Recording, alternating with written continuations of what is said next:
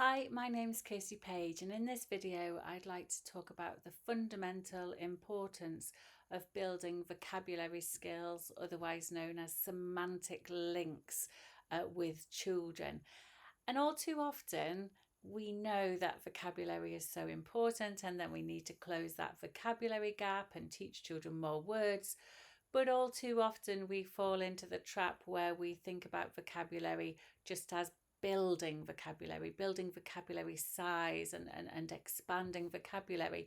And although that's important, what we need to realise is that just as important is to build the connections between words, where children know how words are connected and how they go together because of commonality of meaning.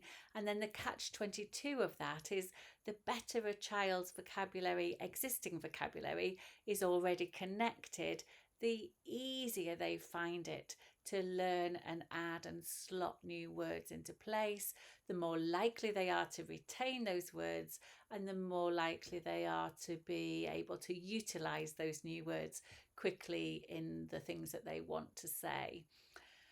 So really, we need a two-pronged attack with vocabulary, if attack is the right word. Approach is probably a better word, where of course our focus is on building vocabulary, building noun, verb and concept vocabulary, but also putting a lot of time and effort into the building of those links between words, what we would call semantic links, which will give children vocabulary skill. And those vocabulary skills are plotted out here on Launchpad. These last two columns are of the vocabulary section, and that is about understanding how words go together, but also being able to use those connections in that final yellow column, vocabulary column, to generate ideas and to problem solve and to create and to think of things that you want to say. So let's have a think about what semantic links actually are, and then think about how we can embed interventions in a more systematic way for these. Now, the reason in newsletter 3 I call this an easy win is because this is something that is important for all children, but which will be particularly important for children with language delays and disorders. Really, really supportive naturally for children who are newer to English. But the main reason I'm also calling it as an easy win is we do a lot of this already, but often what we might do is do things without particularly thinking about it. And so we need a bit more systematicity so that we can not only do more of what we already do, but where we also know how to take it back a bit to embed interventions, but also we've got that idea of how we can build this skill. So let's take a word. Obviously, if I take an everyday word, let's choose the word apple, because I mentioned an apple in the play little practical ideas section. You know, the first thing a child needs to do is to learn that word apple, when an adult says it, is an auditory symbol which represents that real thing in the real world. So that if you say, oh, can you give me the apple? I slowly learn, some point after 12 months, that word goes together with that real thing in my world. And that is something that I like to snack on as and then I will also learn that in my little toy kitchen or in my little tea set, I've got a toy apple, and that same word goes together with that symbol, that visual symbol of an apple. Or if I see an apple as a coloured picture in a simple picture book, I can also see that word apple goes together with that simple picture of an apple. And at some point in time, I'll have a go at saying apple and using it as a single word and then putting it into my expressive language.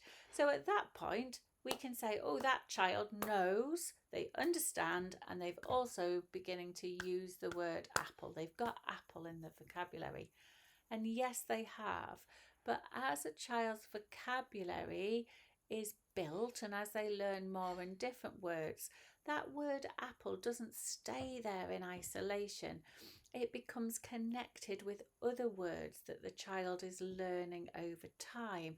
So it's not just an apple. I learned that it goes with certain verbs. And to begin with, I learned that you eat it, but later on that you can bite it and chew it and chop it.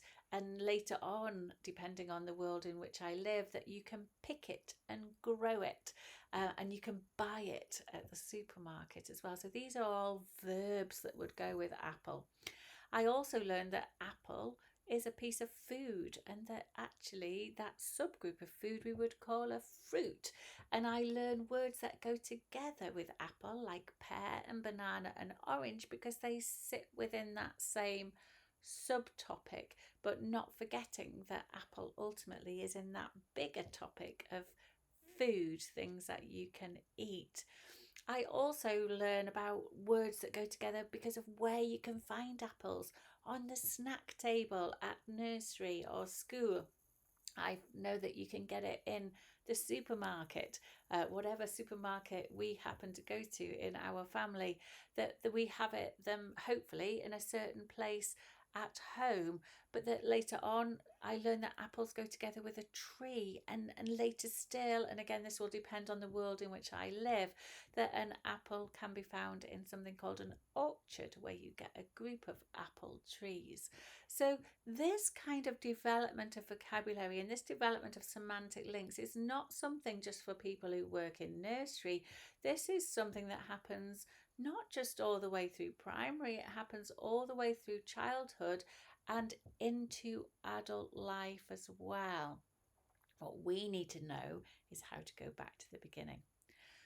Anyway, back to semantic links. I will also learn different attributes of an apple, that it's round, that it can be red or green or shiny, that it can be juicy, and later on this idea that it can be healthy, which is quite abstract, but still an important connection to make. And I also learned that there are other nouns that go together with apple, and that they can be things like the core and the pips and the stalk, but they can also be specific names like golden delicious or pink lady, and all things like that. So we can see that understanding what an apple is and being able to understand the word apple and to say apple is important, but it's just a starting point. And if I know apple, but I also have lots of different connections around apple, maybe one day when my teacher brings in a fruit that I've never had, maybe a mango or a dragon fruit, or something like that, and she talks to me about it and she tells me about it and describes it, and we taste it, and then if I've already got an existing strong vocabulary around apple, and I know that this new thing is a piece of fruit and I can taste it and we can think about how it's the same and how it's different, then not surprisingly I will learn and remember and use that new fruit name more than if I don't know that much about the fruit I already have in my world. Anyway, let's go to embedded interventions. I think the important thing to remember is that a lot of this is built through the conversations and the interactions that we have with children. But also we can already use our learning environment even more to build this skill. If we think about even how we store objects, how we group objects together in different baskets or boxes, they create opportunities for us to talk about how things that go together, because things go together in one box but don't go in another box because these things go together semantically. Maybe these are all the animals, but in this box are all the people.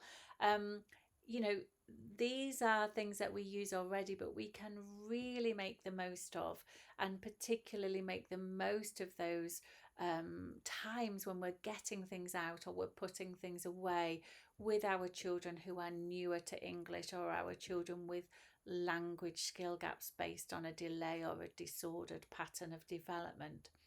I can also create deliberate opportunities. So maybe one day when I'm in the home corner, Um, I can deliberately, when I'm being mum or whatever, I want all of the things that we can eat in this cupboard, and I want all of the things that we don't eat in this cupboard. Because at the minute we've just got everything all over. And again, I'm not doing that just to reduce the chaos and to insist on a little bit of tidying up. I'm actually creating an opportunity to semantically sort the objects. And I'm not saying that we will always have those objects within those cupboards. I'm just saying I've created an additional opportunity to think about, does this word have the verb to eat attached to it? If it does, let's put it in this cupboard. If it doesn't, let's put it in that cupboard.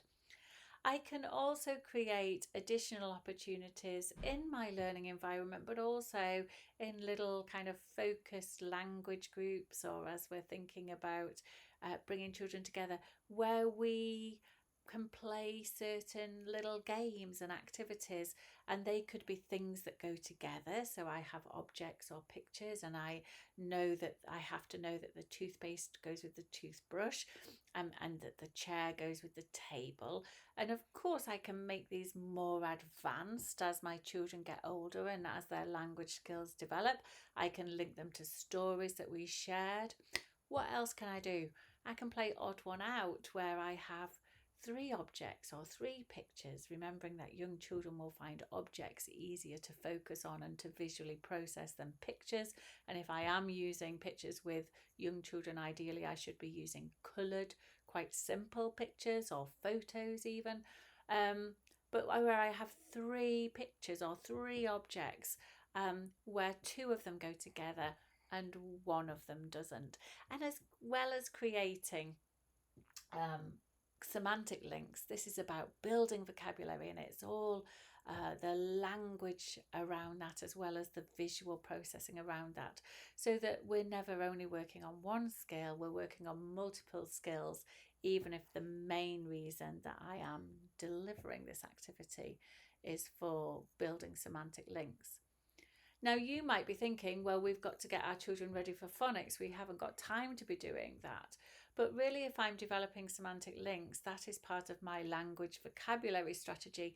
But also, I am paving the way for future reading comprehension and future writing skills. What I don't want to do is to have a preparation diet or in reception to only think about phonics. And then later on be concerned about the levels of reading comprehension and writing within my school and for this child. So again, we need that balanced approach. What's the point of knowing that the word boat begins with a B if I don't know that it's something that you can travel in, that goes on the water, and that it floats, and that there are these different types of boats?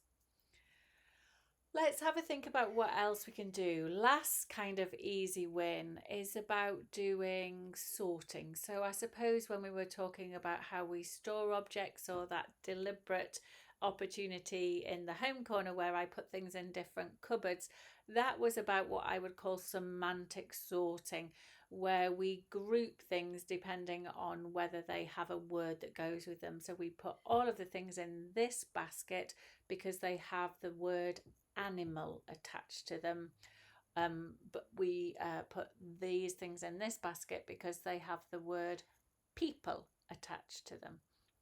We put all of these things in this cupboard in the home corner because they have the verb to eat or food attached to them, and we put all of these other things in this other cupboard because they don't. And again, we can build on that within our learning environment in different areas and in different ways, but we can also create little kind of semantic sorting activities where I deliberately fill a feely bag or a pillowcase or a box or whatever it may be with some objects that have a common link, and then throw in some objects that don't have that link in there. And we take turns, and we take them out, and we talk about what they are, and we put them in the yes it does have that link, or no it doesn't have that link pile. And remembering, this is also really good for the understanding of negative grammar. No, that is not shiny, or that isn't shiny, which is a really important kind of grammatical thing for children to learn. And again, when I was teaching, I used to have a little area just near where the children came in, which I used to call my things that go together table. And we used to put objects on there that had a common link. And to begin with, it was quite visually obvious. All of the things were yellow, or all of the things were animals. But as time progressed, we might make it more abstract. So it's like, oh, these are all on here because these are all things that have got handles, or these are all on here because these are all things that you can open. And again, as time progressed, what else could we put on the table? Can you think of anything that can go on the table? So I'm not saying that you should do that. You might work with in different ways, in different environments, with different age groups. I am just talking about finding lots of different ways where what words mean and how words go together because of what they mean is a real core of our practice. And if we do that, we will be having that balanced approach to vocabulary. We'll be building vocabulary skill, which in turn will make our efforts to build vocabulary size much, much better.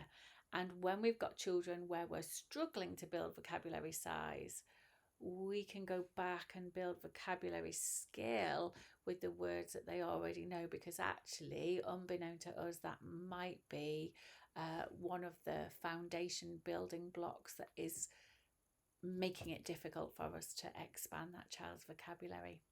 Well, there's lots more we could say, but I think that's enough for today. Thanks for your time. We've got more practical ideas within this newsletter and other newsletters.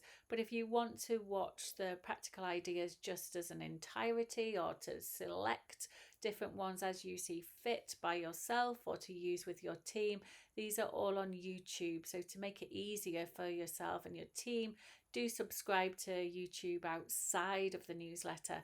And then that way, anything that is new or additional outside of the newsletter will come into your feed. Thanks for your time.